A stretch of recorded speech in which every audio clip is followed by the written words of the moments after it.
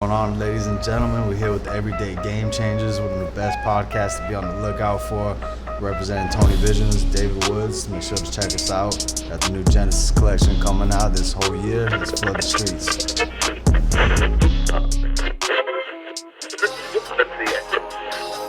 Welcome to the Everyday Game Changers podcast. You will hear from everyday people in business, music, community, and more who are changing the game. And now your host, marketing expert, and personal branding specialist, Barion McQueen. Welcome to the Everyday Game Changers podcast. I am your host, Barion McQueen, and I got a special guest with me. If you in South Florida, even if you in New York City, you in Rome, you probably familiar with my man. Yes, sir. Mr. David Woods. Yes, sir. Thank you for having me, bro. The specialist behind the brand, Tony Visions. How are you, bro? I'm coolin', man. I'm alive and kicking, bro. That's good, man. Yeah. Talk to me about, so for me, being in the photography space, I've probably seen about every model in South Florida at one point in time wearing some Tony Visions. Like, how do you even get? Right, bro. How do you get that many people onto the brand? Like, I mean, it's like why I call it street luxury, man. Like in the beginning, I've been doing Tony Visions for 4 years now. Okay. I've been designing and working with clothing brands for like 6-7 years. So I mean, the slogan was luxury from the people for the people. Like, that's dope. I really started it from the ground up. Yeah. Like, I didn't start with nothing, no silver tray, nothing. Like, we literally just were out there, just in the streets with it. Like, you know, working with people, like organically working with people. You know, starting off with tons of collabs. You know, dopeness sees dopeness, and you work together and you help each other in that sense. And in the beginning, it was like, you know, I'm not putting myself over nobody, still to the day, but, you know, you vibe with the right people. It's like you feel that vibe. It's organic, dope. And we just we cultivate the culture, like, you know. That's a vibe. Like, so, like, if I'm thinking, like, so I seen your, shout out to the dudes at Midnight Miami. I did watch that podcast. Yeah, as a journalist, I gotta do my due diligence, right? So, that was a great interview. So, I don't really want to touch on the same stuff they touched on, but I want to talk about, like, you probably didn't know you was going to be in this space of fashion, right? Nah, so, like, what's the young David Woods thinking about as a kid? Like, when people are like, oh, I want to be a firefighter, or I want to. What did you want to be before all this? As a kid, like not even like a teenager. Not even a teenager, like as a kid. I mean, shoot, I played soccer when I was young. I wanted to be a soccer player. I think at some point I wanted to be like the cops with dogs, like the canine officers and stuff. So as you get older, as a young pure kid and stuff like So as you get older into those like teen years, did you see any of this? Nah, bro. I mean, I could never even imagine doing anything that dealt with fashion until after high school. Wow. Like, all of that. Yeah. Damn. You know, like, it would never cross my mind. So it's like on accident, basically. Like, I mean, I think everything has its clothes.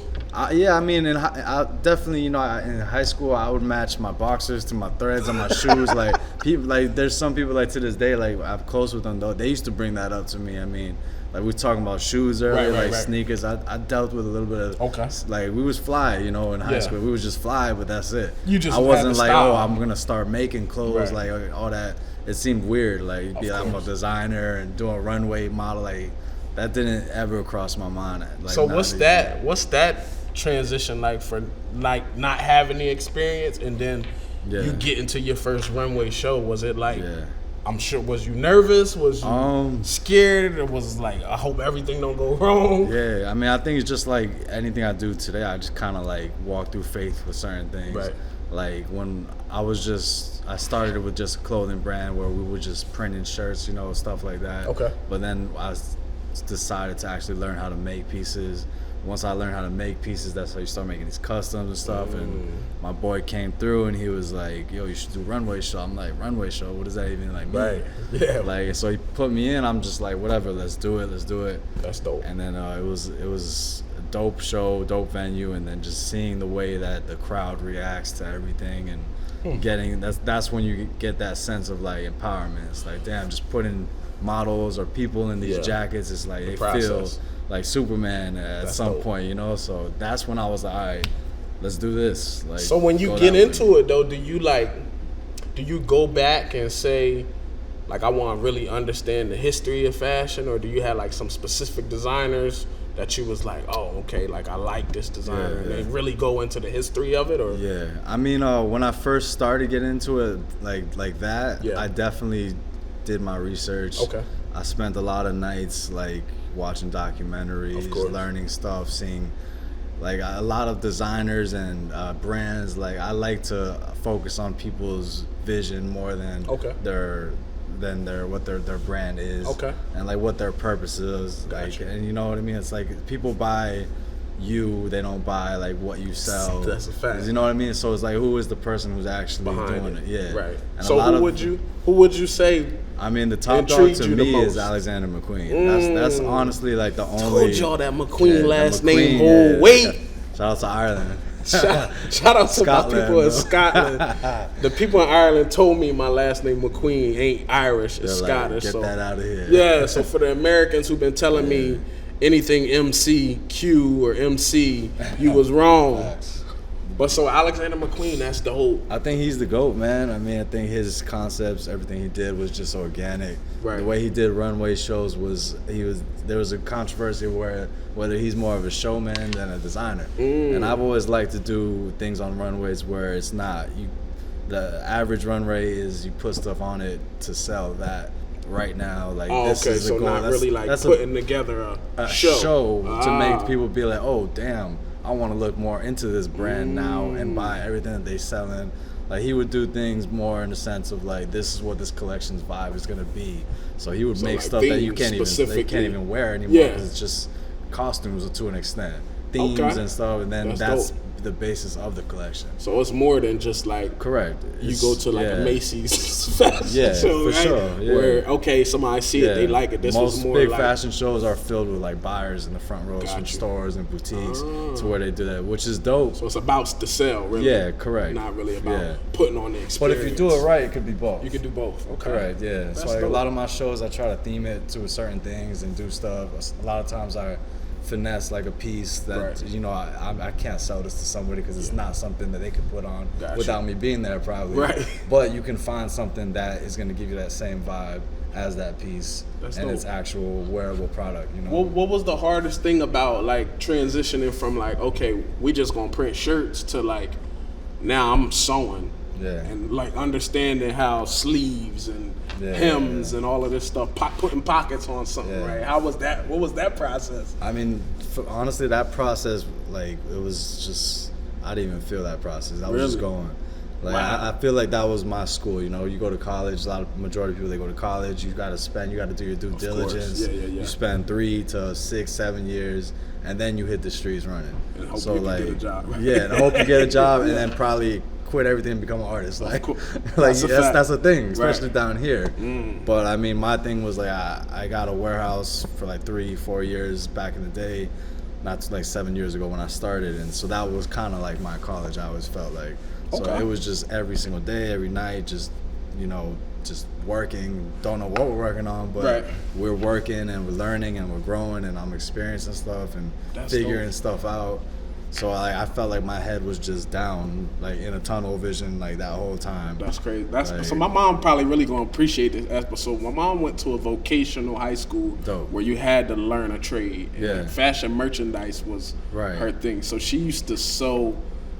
Anybody in our neighborhood who had like pillows on their couch, she sold their couch pillows. But so like I gotta start doing that. The sewing aspect of it's crazy. So the sewing aspect, like how you just self-taught, or you got some books, or you went to a class? Self-taught. I mean, YouTube University when it can. That's anything, but there's nothing like hands-on training. Right. You know, there's people who get hired who have 0 college experience over people who have experience because sometimes they need someone that can just jump in and do the basics of what needs to be done. Now, when you think about that, though, so do you think like, so I'm assuming I don't think most designers probably don't sew. They probably might just have a vision, and then somebody got to implement the vision, right? Yeah, so that was something you wanted to make sure you knew how to do without. Yeah. A lot of designers, they start off and they don't do that, but they usually aren't like, oh, I'm a designer. And then sometimes they do, but they kind of act like they do. But then you give them a needle, yo, thread this for me. They'd be like, I can't. They got a guy for that, right? So, I mean, but the goal is always to do as little as possible and more at the same time. So when you growing that, how hard is that going to be to just find the right people? I mean, there's definitely way better seamstress out there than me. Even now, I'm starting to kind of like take my hands off a little bit. Putting more stuff out. Like when it comes to certain pieces, I'm trying to get more people, like different seamstresses I worked with, a few projects, we bring different people in, interns and stuff. So that's dope. I mean, it's definitely beneficial to have other people do it so I can kind of do more and oversee stuff and focus on the overall goal of something. Yeah. But at the same time, I feel like it's, if you don't know how to do it, like, you know what I mean? Like, I got you. You got to be able to do stuff if everybody backs out. Something happens, like, you got to be able to jump in and fix something, like, you know, like. So, like, talk to me about, so now that I'm thinking, like, when you going to get to a point where you're going to be really hands off and just focus on the vision, like, for the young person that's, like, thinking about starting a fashion, like, what advice would you give to them? Or something you might have wanted to do different now that you've been in it? Yeah. Starting out, what advice could you give to that person? I mean, I always tell people just, you got to take that first step. That's all it is. Like we were saying earlier, I had no idea I could do any of this. I mean, in high school, I mean, being a photographer, being a videographer, being any type of artist, unless you're like a rapper or something, like, it doesn't seem realistic, but that's unless somebody comes to you and puts it in front of your face, and be like, this is the first step you gotta take. Like, you could have just gave me a camera and be like, yo, boom. A lot of people, they get put on like that. Like, that's someone could have pulled up on me and been like, hey, look, we're making clothes. Pull up to this one day, and then my whole life would have been different. Maybe, but of course, you know what I mean? Like, just taking that first step is, I always feel like that's everything. Everybody's always like, oh, I want to do this, I want to do that. And then I talk to them and be like, so what's stopping you? And they're like, they run in circles, but it never is anything really stopping them, except for themselves. They in the way. Exactly. So but once you take that first step, like, you'll know if it's something that you have to keep going. Like, you'll just know. That's dope. Like, so, and if you let it go, then perfect. You got it out your system. You ain't got to do it. Like, what keeps you motivated to keep coming out with these pieces, man? We definitely gonna have to do some B-roll of some of these pieces. What motivates you? Like, do you go to another country and like, let me study what they doing in France? I think the power's in the people, bro. Like, I'm a very secluded person. For the most part, you know, I keep my circle very small. I feel like I absorb a lot of energy very quickly. So I try to, you know, harness it when I can. So you're just quiet. I'm quiet, but I'm listening. I'm feeling everything. I'm understanding more than people talking. Like, I got you. You know what I mean? But I mean, everything that goes on in the world, everything that's going on in the news, in our neighborhood, in our community, all that stuff affects me, and I keep that in mind. And like I said, fashion is like my tool of empowerment. Got you. So I'm not a musician. I don't speak. I don't do stuff. Like, I do stuff through this. Like we were saying, we touch all these models with the clothes. We give people that first step, basically. So by doing that, like, I'm doing my part here. You know what I mean? So with these big visions that you got of these pieces, you got the same problem that I have. You always wear black. Black is like your uniform, right? Today I'm wearing gray, bro. So like, this is, you like, caught me on a bro. That's like my uniform, like all it's black. Safe, bro. Before going out, I have all this stuff. Boom, boom. Black tee, bro. Black jeans, black boots. I mean, I think it's certain people, bro. That's just yeah, it's like I'm here, but I'm not here if I don't need it. That's been always like my go-to. I mean, I make the clothes. A black tee from H&M, nice black pant. I'm dropping some new black tees, long sleeve black tees. Solid, simple. See, that's just my lane. Just in case. Even y'all can't see Gene right now. Gene got all black on behind the camera. I actually have a whole crate of those black tees. And really? I haven't even embroidered them yet. I've just been pulling them out, just wearing them. That's crazy. That's just because I need more black tees. That's the uniform, like all black, like the omen. So it's the uniform. Go through your daily process and shit. That's dope. So what you think is one of the biggest misconceptions about the fashion industry? I wouldn't say. Well, I'll say that, right? Yeah. So my best friend is Kanye's cousin. Leah, please don't shoot me for putting your name out there. But he spent a lot of money just trying to learn that industry in fashion, right? So, like, they didn't want him in that industry at all, right? So, like, when I say the misconceptions, like, without just getting into it, how hard is it to really break through the noise? No, I get what you're saying. I mean, I feel like the conception that everybody has of the industry is pretty true. Really? And I think the misconception would be of how difficult it can be to actually start doing stuff in it, I guess. Gotcha. Because, I mean, I think the fashion industry needs to be broken into. It needs to be tampered with. It needs to be reconstructed. A lot of the fashion industry is, like we're talking about, mainly the shows are for buyers and stuff. Right. So it's losing its purpose as to what fashion really represents. I mean, fashion is like one of the top 3 most damaging things for the environment. Wow. Like, because of the amount of fast fashion, the clothes, all this stuff, that it's not good for the environment. Like, where does clothes go when it's done? I just seen an article about Coach starting. They're starting what? They gonna start. I don't know if they gonna. Basically, when something is out of season, they just trash everything. Correct. Yeah. So now they starting to like Louis think Vuitton about does stuff like that too. If it's damaged, they trash it. Yeah. I mean, they probably won't. Like, you don't think so? I feel like brands like that, like Louis Vuitton, like all these top brands. For one, it's been so long since they were established. Gotcha. The founders are gone. Of course. The original morals of it are gone. They're under new creative directors every year. They're doing whatever it takes to like stay in the game. Gotcha. So like, I feel like they're gonna do whatever's relevant. They don't at care this about point, the environment. Like that's why I also like with McQueen. I feel like that's one of the only brands like it still feels like his stuff. Right. Like he hasn't gotten to a point where everything's so affordable for everybody. Yeah. It's still expensive. I see these sneakers. Everybody wears Alexander McQueen sneakers. But those are like good quality stuff. But it's like it has the same vibe. Like he has that darkness. With a little bit of light and stuff. I had to get me a pair, man. I went to the mall and I'm like, oh, how much is a pair of them? How much are they? Like $650.